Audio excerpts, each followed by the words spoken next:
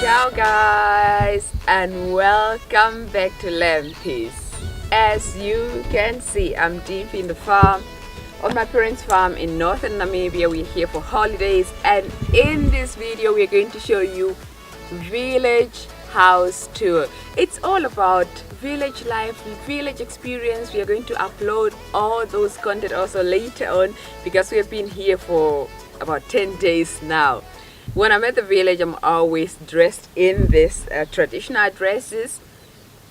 It's most married women wear this, but I wear it mainly because it's very hot here. So these ones are very light material. They're not stinking to your skin, and they are accommodating. You know, village life is about food all the time. Ali will confirm that. Or meat all the time, and also a lot of drinking traditional beer and the traditional soft drink. So these are very accommodating. You can just eat and eat and eat and nobody will know the difference. Yes. So as you can see here, this is usually the rain season, but this year there are not a lot of millet in the fields. Behind you where Ale is, for example, you can see meat plants, but it hasn't rained in I don't know how long. So my parents feel like, I think this year I think they might not harvest anything. It's really a dry season, and this is usually I would say 90% of the village food is from millet flours, millet grains, and maybe some sorghum. So it's going to be a very tough season.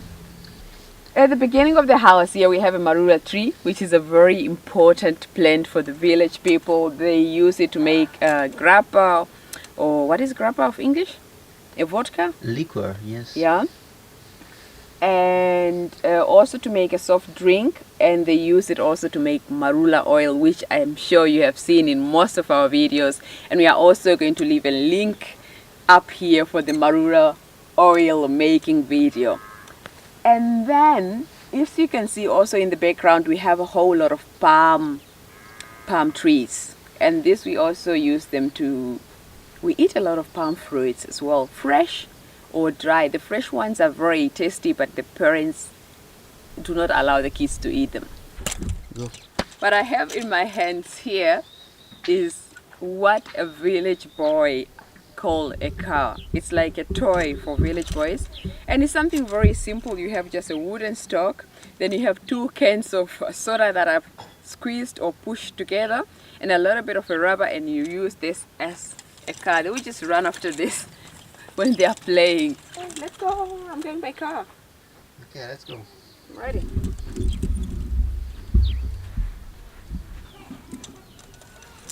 So this is just the entrance of their house, and I'm in the house with the car, which is usually not allowed by my mom.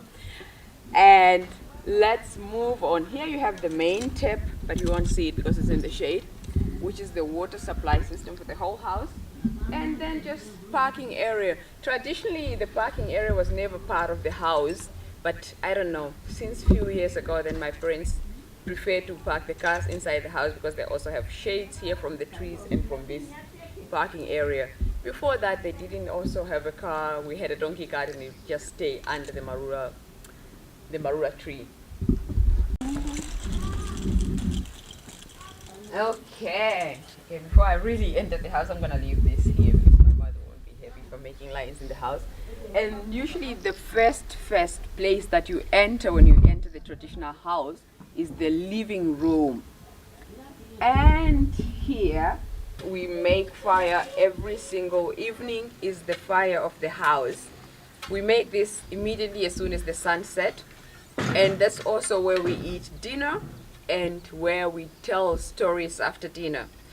Now things have changed a little bit, that there's electricity in the house and we don't use this often, but back in the days we ate dinner here every single night. Now as you can see here, there is this material here. It's like an old lid from a pot, and this is important. We keep it here because it's for making fire, you know. And you can also see behind me there like old kettle heads here. These are from my sister's wedding. just like it's a sign of everybody who brought a kettle and who slaughtered a kettle during when my sister got married, and my father keep them here as a reminder. It's just something he's very proud of, and he keep all the animal heads here. To be honest, kettles are not slaughtered for nothing, so most of these are only from the wedding, except maybe on special occasion when my father feels like, yes, he's going to slaughter a kettle, then get the head and then put it here. But most of them, I would say 95% of these are all from my sister's wedding. And my little niece is here. What are you doing, Laura? Marapo? Nah. Ewa. Let's go. Okay. Now, let's move. Lala, come. Give me a go. In the middle of the house here, we have another important tree. And this is called ENDOWMENT. And this is where you get embe. You see in some of our video when we start unpacking things that we got from Namibia. It's a very common snake in northern Namibia. Usually, you can eat them fresh or dry. Second important part of the house is the kitchen. Here we have there's 3 bricks, or traditionally it used to be clay pots, and this is where we cook everything. Porridge, meat, boiling water. Like now we're boiling water to go take a shower because we want to go somewhere. And my parents have now the open kitchen, and inside here is another kitchen that they use for cooking lunch because it is very hot at the moment to cook lunch without shade. So they have this other area here where they use it for cooking lunch. It's like dinner and in the morning for breakfast when the sun is not so hot. And Laura, what are you doing? Now, in the kitchen there's this, and this is where we keep the traditional drink, the non-alcoholic one. I'm gonna go inside here and bring you something. Stand.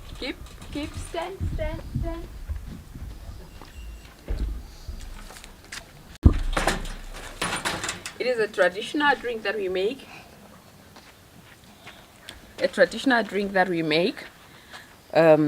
It doesn't really have alcohol, and this is anybody can eat it. Also the kids can eat them, and this is just a dry calabash that we use it as a container. Let me try this. It's nice and fresh. It's not ready, but I like it this way as well. Another important area, this is now the actual living room. We sit around here every day after lunch. That's also where we have lunch, and then we just chill. We bring like mattresses and some material and just sleep on the ground. Or my mother will be preparing marula oil, or we would be just telling Jekyll and Hyena stories with my cousins. It's like the actual living area at the moment. Here behind the living area is another important part of the house. Here, look, this here is the place where we traditionally make mahangu flour. Like it's a mortar, and then the pistils are outside. And these little pistils here they're for my cousins. The little ones for Laura. Yes. That's why she likes sticks. Yes, okay. Please come out. You are not even allowed to enter. This room here is now our room. However, before this used to be, or it is still the onjugo. It's like the most important bedroom of the house. But my parents aren't sleeping in this. It's usually for special occasions, if somebody is getting married or anything, a special occasion that is involve a lot of rituals. People come around this area, you sit here, you dance, you say some words, and then you leave. But when we came, my parents were like, oh, if you want, you can sleep in there. And it's quite nice inside. We can't show you now because we didn't put our things in order, but it's quite nice. And they have also which is very nice. And we have also really, how many wardrobes? Lahora. About 6 wardrobes. Mwangadomu. Ah, did you hear that? No. Our neighbor just say Mwanganda. Mwanganda means a home. Who is? Then you have to say Mwangadomu. Laura, what are eating? Now my mother have also a couple of gas tanks. I think we have about how many? Maybe 3 or 4. She's using them for the stove, for baking, for cooking. In the afternoon she want to prepare something very fast. Most of the time also for making breakfast, like today when they made tea. And then inside the room is her small kitchen. But they, to be honest, they don't use the kitchen as much as the one that is outside. It's really on special occasion, like when she's not feeling well. So where the first room my parents built. Now, let me say they are not functional anymore. They are really old, but they don't want them to be destroyed. It's a sign of the house and their hard work, because this is what they built the first time they moved here. And inside is just tools and wheelbarrows and all the stuff that they used to work in the field. And here, I mean, it looks different now than the way I know it, but right here, come have a look, this container here and so many others that are under the tree. This container here is for keeping the mahangu grains. And behind here you have just little water containers for the chicken, and this is the chicken feeding grounds. So what we would do normally, you come inside here and then you open, because it has this stuff. This is the container, but I think this is sealed because you only open it when you are consuming the grains. So you would open this, take out the grains, and then go out. You have to be really careful because I think you don't know how these things are. They were going to hurt you. Go down. Yep, come out and then feed the chicken. So this is the chicken feeding ground. Now traditionally all this, because now they have a couple that are under the iron sheet. Before that, everything was like this. Each is placed on its own and it's covered with this thatched roofs. But with climate change and with time, they don't have access to this material anymore. So they are now just putting these containers under the iron sheets. And most families have already started putting the mahangu grains in plastic containers because they can't find the material to make the traditional ones. Yes. These are the shower places. It's open shower, there's no shower head. You just go with a container like this. You go with a container like this with water and you shower with your hands. It's right here. And we're going to go to another, I mean there are 2 showers next to each other because one is for my parents and one is for us. And here is now the breakfast area. Everybody's having breakfast, some fruits, tea, bread, marmalade, peanut butter, what else? Some fruits, depending on what you have, and of course everybody's favorite oshkantela. So that's it. And I'm gonna show you the very last part. You don't need to enter. This is a garden place, so to say. You have papayas, mangoes, guavas, and they also do laundry here sometimes. And what do you think this is? Ali, what do you think this is? I have no idea. Yeah, this is... Oh, mahango. Yes, this is how they ferment it. Yeah.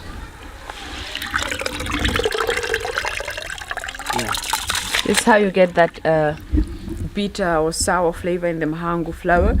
And they do this maybe in 2 days. They soak it underwater for 2 days and then they wash it 3 or 4 times, otherwise it's going to be too strong, and then they grind it. And yeah, more garden space, some beans. Usually these are not in the garden, but like I said, this year it's very hot, it's very dry, so my mother decided to plant some beans here and water them because they didn't get anything in the field. And pepperoncino. And these are the people. Ah, they are watering.